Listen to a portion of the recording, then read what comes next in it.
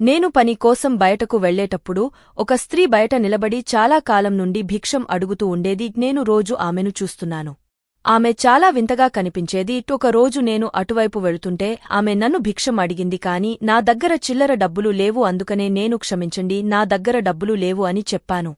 నేను అనుకున్నాను ఆమె ఏమీ అనదని. కాని ఆవిడ నాతో అంది, నువ్వు నాకు భిక్షం ఇవ్వకపోతే నేను నిన్ను శపిస్తాను, నువ్వు నా శాపం నీకు తగలకూడదు అని అనుకుంటే నాకు భిక్షం ఇచ్చి వెళ్ళు. కాని నేను అక్కడ నుండి బయలుదేరాను. ఆవిడ నాతో అంది, నీ పిల్లలను ఎవరో వచ్చి తీసుకువెళతారు, నీ పిల్లలు తప్పిపోతారు అని ఆమె నాకు శాపం పెట్టింది. ఆమె మాటలకు నాకు నవ్వు వచ్చింది. ఎందుకంటే నాకు ఎవరు పిల్లలు లేరు మరియు నాకు ఇంకా పెళ్లి కూడా కాలేదు. నా వయస్సు కేవలం 24 సంవత్సరాలు మాత్రమే.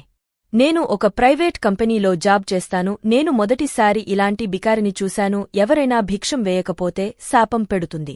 సొసైటీలోని వారందరూ ఈవిడ వల్ల విసిగిపోయారు. అందుకనే ఈవిడ శాపాలకి భయపడి ఈవిడకి ఏదోకటి ఇస్తూ ఉంటారు. తెల్లవారగానే వచ్చి సొసైటీలోకి వచ్చి వెళ్లేవారిని భిక్ష అడుగుతూ ఉంటుంది. నేను గార్డ్ ని అడిగాను, తను ఎప్పటి వరకు ఉంటుంది అని. అతను చెప్పాడు, ఉదయం నుండి సాయంత్రం వరకు అలానే నిలబడి ఉంటుంది. బాగానే డబ్బులు జమ అవుతాయి. ఆమె వయస్సు 27 నుండి 28 సంవత్సరాలు ఉంటాయి. ఆమె రంగు నలుపు. ఆమె నాకు రహస్యంగా అనిపించేది. ఆమె అలా రోజు ఉదయం అవ్వగానే వచ్చి భిక్షం ఎత్తుకుంటే మనస్కు బాధగా అనిపించేది. నేను మా అక్కతో ఉంటాను. మా అక్కకి పెళ్లి అయింది మరియు తనకి 2 పిల్లలు. మా బావ సంపాదించడానికి దుబాయ్ వెళ్లాడు. తను ప్రతి 2 సంవత్సరాలకి ఒకసారి ఇంటికి వస్తూ ఉంటాడు. మా అక్క ఇంట్లో ఒంటరిగా ఉంటుంది. అందుకనే మా బావ నన్ను మా అక్కతో వాళ్ల ఇంట్లో ఉండమని అడిగాడు. నేను సరే అన్నాను. దాని వల్ల మా అక్క ఒంటరిగా ఉండదు మరియు తనకి ఎలాంటి సమస్య ఉండదు. మేము ముగ్గురు అన్నా తమ్ముళ్లం. నేను అందరికంటే చిన్నవాడిని మరియు నేను మా అక్క దగ్గర ఉంటాను. నేను ఆ బికారిని గురించి మా అక్కతో చెప్పాను. తను కూడా ఆశ్చర్యపోయింది. నేను పనికి వెళ్లేటప్పుడు తను నాకు రోజు కనిపిస్తుంది. నేను తనతో చెప్పాను, నాకు పెళ్లి కాలేదు, పిల్లలు లేరు, నీ శాపం వల్ల ఏం ప్రయోజనం లేదు అని. తను ఏమీ మాట్లాడలేదు. నావైపు కోపంగా చూస్తూ ఉంది.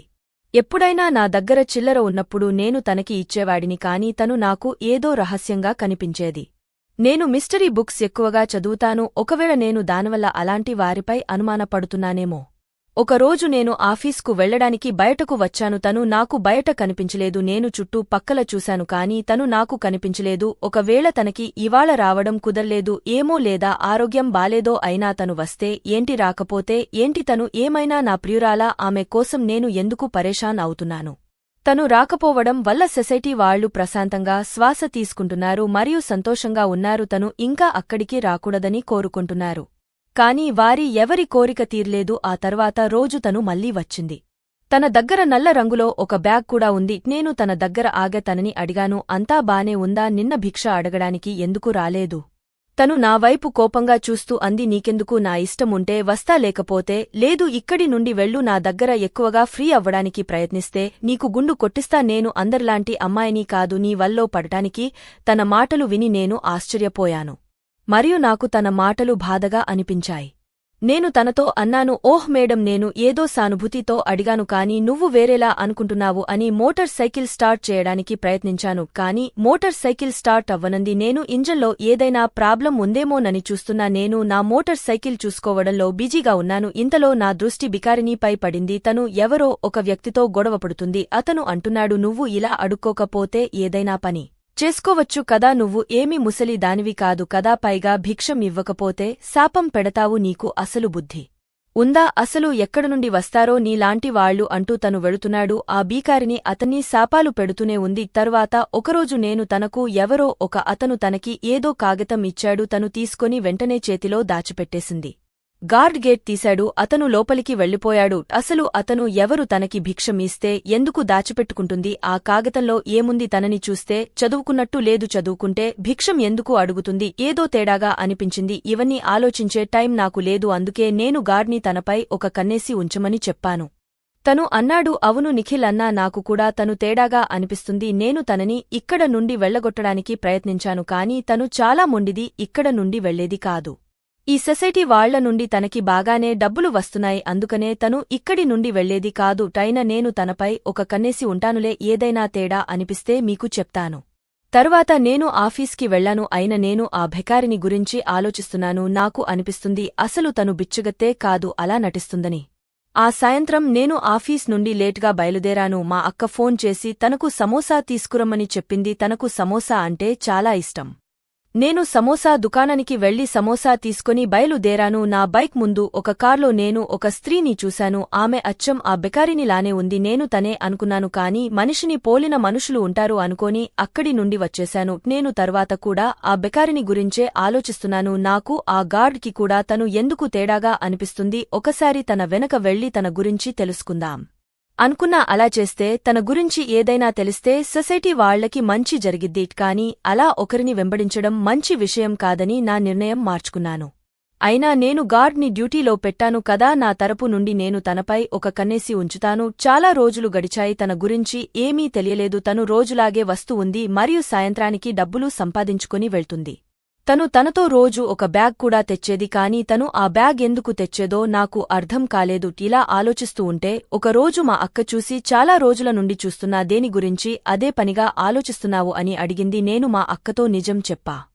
మా అక్క అంది, నువ్వు ఎందుకు ఆ బెకారిని గురించి ఎక్కువగా ఆలోచిస్తున్నావు? అందరూ బిచ్చగత్తెలు ఒకేలా ఉంటారు, కాని కొంతమంది పుట్టగానే బిచ్చగత్తెలు అవుతారు. కాని కొంతమంది పని చేయకుండా డబ్బులు సంపాదించడానికి అలా చేస్తారు. అయినా తను ఏం చేస్తే నీకెందుకు? తను ఏదైనా తప్పు చేస్తే తను ఫలితం అనుభవిస్తుంది. నువ్వు జేమ్స్ బోండ్ అవ్వాల్సిన అవసరం లేదు అంది. నేను మా అక్క మాటలకు సమ్మతించలేదు. ఆ బికారిని అసలు బికారిని కాకపోతే ఇలా ఎందుకు చేస్తుంది? భిక్షం ఇవ్వకపోతే పిల్లలు తప్పిపోతారు అని శాపం ఎందుకు పెడుతుంది? ఆమె అన్నట్టే సొసైటీలోని ఒక పిల్లవాడు ఒకరోజు కనిపించలేదు. అతని వయస్సు 8 సంవత్సరాలు. తను ఇంటి బయట ఆడుకుంటున్నాడు. కొద్దిసేపటి తర్వాత వాళ్ల అమ్మ వచ్చి చూస్తే అతను కనిపించలేదు. మొత్తం వెతికినా ఆ పిల్లవాడు కనిపించలేదు. సొసైటీలో 24 గంటలు 2 గార్డ్లు కాపలా ఉంటారు. అయినా పిల్లవాడు తప్పిపోయాడు. సొసైటీలో అందరూ ఆ పిల్లవాడి తండ్రి ఆ బెకారినికి భిక్షం ఇవ్వలేదు, అందుకే తన శాపం ఆయనకి తగిలింది అని అంటున్నారు. తరువాత అందరూ ఆమెను అక్కడ నుండి తరమడానికి ప్రయత్నించారు. కొన్ని రోజుల తరువాత తను మరలా అక్కడికి వచ్చింది. తరువాత ఆ పిల్లాడి తండ్రికి ఒక ఫోన్ వచ్చింది. నీ పిల్లాడు నీకు ప్రాణాలతో కావాలంటే నాకు 5 లక్షలు కావాలి. పోలీసులకి చెప్తే నీ పిల్లవాడు నీకు దొరకదు అన్నాడు. ఆయన 5 లక్షలు తీసుకెళ్లి వారికి ఇచ్చి పిల్లవాడిని తీసుకువచ్చాడు. దీని తర్వాత సొసైటీలోని వారు ఆ బెకారినికే కాకుండా మిగతా వారికి కూడా భిక్షం వేయడం మొదలుపెట్టారు. ఈ సంఘటన తర్వాత సొసైటీలోని వారు బయటపడ్డారు. దీనిలో ఆ బెకారిని కూడా మెయిన్ క్యారెక్టర్ అని నాకు అనిపిస్తుంది. కాని నాకు తనకి విరుద్ధంగా సాక్ష్యాలు లేవు మరియు గార్డ్ కూడా ఆ రోజు తను బయటే నిలబడి ఉందని చెప్పాడు. ఆ తరువాత నుండి ఎవరు సొసైటీలో తమ పిల్లల్ని బయటకు ఆదుకోవడానికి పంపలేదు, ఇంట్లోనే ఉంచేవారు. అందరూ అనుకునేవారు కిడ్నాపర్లలో ఒక సెక్యూరిటీ గార్డ్ కూడా ఉన్నాడు అని. నేను బయటకు వెళ్లేటప్పుడు చూస్తే ఆ బికారిని నాకు కనిపించలేదు. నేనే తిరిగి వచ్చేటప్పుడు కూడా ఆమె నాకు కనిపించలేదు. ఆ రోజు ఆమె రాలేదని గార్డ్ నాతో చెప్పాడు. అయిన కొన్ని రోజుల తర్వాత మరలా ఒక పిల్లవాడు కిడ్నాప్ అయ్యాడు. ఆ పిల్లవాడిని అప్పగించడానికి కూడా 5 లక్షలు అడిగారు. నాకు గార్డ్ చెప్పాడు, ఆ బెకారిని బయట నుంచునప్పుడు తన దగ్గర నల్ల రంగులో బ్యాగ్ ఉందని, అది కదులుతూ ఉందని తనకి అనుమానం వచ్చి తను వెనక వెళ్లాడని, అక్కడ ఒక కార్ ఆగి ఉందని తను వెళ్లి కార్లో కూర్చుంది మరియు ఆ డ్రైవర్ సీట్లో కూర్చున్న వ్యక్తిని చూసి అతను ఆశ్చర్యపోయాడని, అతను ఆ సొసైటీలో ఉండే మహేంద్ర గారి డ్రైవర్ అని నాతో చెప్పాడు. అతని మాటలు విని నేను షాక్ అయ్యాను. నేను తనతో చెప్పాను, ఆ బికారిని తిరిగి వెళ్లేటప్పుడు నాకు ఫోన్ చేసి చెప్పు అని. ఎందుకంటే ఇప్పుడు నేను ఆ భికారిని నిజస్వరూపం అందరి ముందుకు రావాలని నిర్ణయించుకున్నాను. తర్వాత రోజు నేను ఆఫీస్కు సెలవు తీసుకుని ఇంట్లోనే ఉన్నాను. మా అక్క నన్ను అడిగింది, ఆఫీస్కు సెలవు ఎందుకు పెట్టావని. నాకు ఆరోగ్యం బాలేదని అబద్ధం చెప్పాను.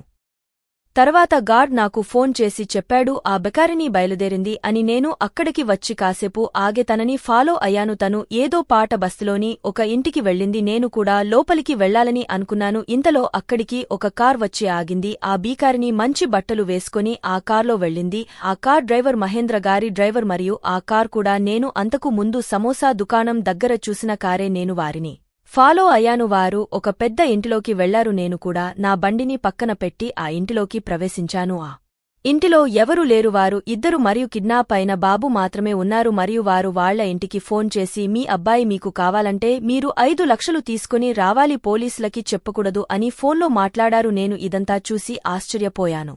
తరువాత ఆ డ్రైవర్ అక్కడి నుండి వెళ్లాడు. నేను వెంటనే ఆ బాబు వాళ్ల నాన్నకు ఫోన్ చేసి ఇదంతా చెప్పాను. ఆయన పోలీసులని తీసుకొని వస్తా అని చెప్పారు. ఆ బెకారిని ఆ బాబుతో ఏదో మాట్లాడుతుంది. మీ నాన్న పనిమీద బయటకు వెళ్లారు, నిన్ను తీసుకువెళ్లడానికి రేపు వస్తారు అని చెప్తుంది. ఆ బాబు చాలా చిన్నవాడు, తనకి ఏమీ అర్థం కాలేదు. వారు వచ్చేలోపు నాకు ఒక్కో సెకను ఒక్కో సంవత్సరంలా అనిపించింది. అంతలో పోలీసులు వచ్చారు, ఇంటిని చుట్టుముట్టారు. తను పారిపోవాలని ప్రయత్నించింది, కాని దొరికిపోయింది. లేడీ పోలీస్ కొట్టిన దెబ్బకి తను కళ్ళు తిరిగ పడిపోయింది. వారు తనని స్టేషన్కి కూడా తీసుకెళ్లకుండా అక్కడే తనని విచారించడం మొదలు పెట్టారు. తను తన గురించి చెప్పింది, తన పేరు శిల్ప అని. తను వాళ్ల అమ్మ చనిపోయిన తర్వాత వాళ్ల నాన్న రెండో పెళ్లి చేసుకున్నాడని, తన సవతి తల్లి తనని స్కూల్కి పంపించకుండా ఇంట్లో పని చేయించుకుని తనని కొట్టేదని, తన తండ్రి కూడా తనని పట్టించుకునేవాడు కాదు. తను పెద్ద అయిన తరువాత తన తండ్రి తనని ఎవరికో అమ్మేస్తున్నాడని తెలుసుకొని తను ఇంట్లో నుండి పారిపోయిందని, తరువాత తనని మహేంద్రగారి ఇంట్లో 4 పనిచేసిందని, ఆయనే తనకు ఈ పని నేర్పించారని, ఆయన వేరే వేరే సొసైటీలో ముందు ఇల్లు తీసుకునేవారు, తరువాత పిల్లవాడిని కిడ్నాప్ చేసి నాకు ఇచ్చేవారు. అనుమానం రాకుండా అందరి దృష్టి నాపై ఉండేలా నేను అందరికీ మీ పిల్లలు తప్పిపోతారని శాపం పెట్టేదాన్ని. అలా చేసి వచ్చిన 5 లక్షలో నాకు 1 లక్ష, డ్రైవర్కి 1 లక్ష, ఆయన 3 లక్షలు తీసుకునేవారు. ఇలా మేము పిల్లల్ని కిడ్నాప్ చేసేవాళ్లం. నేను భగవంతుడికి ధన్యవాదాలు తెలిపాను. ఆ భెకారినిపై నాకు ఉన్న అనుమానం నిజం అయింది. మరియు నేను తనని అడిగాను, ఆ రోజు అతను నీకు ఇచ్చిన కాగతంలో ఏం రాసి ఉంది అని. తను చెప్పింది, అది మహేంద్ర గారి తరపున మాకు వచ్చింది. దానిలో పిల్లల్ని కిడ్నాప్ చేసే సమయం మరియు ప్లేస్ రాసి ఉంది. ఇలానే మేము మాట్లాడుకుంటాం. పోలీసులు మహేంద్ర ఇంటికి వెళ్లి అతన్ని కూడా పట్టుకున్నారు మరియు అతని ఇంటిలోని డబ్బుని కూడా తీసుకున్నారు. వారిని స్టేషనుకు తీసుకెళ్లారు. తర్వాత కోర్టు వారికి జీవిత ఖైదు విధించింది. నాకు ఆ బెకారినిపై కొంచెం జాలి వేసింది. ఒకవేళ తను తన తండ్రి లేదా తన సవతి తల్లి అలా చేయకపోతే తను ఆ మార్గం ఎంచుకునేది కాదు. ఎవరూ ఊహించలేదు. అందరి ముందు పెద్ద మనిషిలా మంచిగా తిరిగే మహేంద్రగారు కిడ్నాపింగ్ గ్రూప్ లీడర్ అని బయటకు చూడటానికి మంచిగా కనిపించిన లోపల మనస్సు అంత చీకటి అని నాకు ఆ రోజు అర్థం అయింది. వారిని పట్టుకోవడానికి సాయం చేసినందుకు ప్రభుత్వం నాకు బహుమతి ఇచ్చినన్ను మెచ్చుకున్నారు. ఈ కథ గురించి మీరు ఏం అనుకుంటున్నారో కామెంట్ బాక్స్లో కామెంట్ చేయండి. మరియు ఈ కథ మీకు నచ్చితే లైక్ చేయండి, షేర్ చేయండి మరియు ఛానల్ని సబ్స్క్రైబ్ చేసుకోండి. ఇంకొక కొత్త కథతో కలుద్దాం. ధన్యవాదాలు.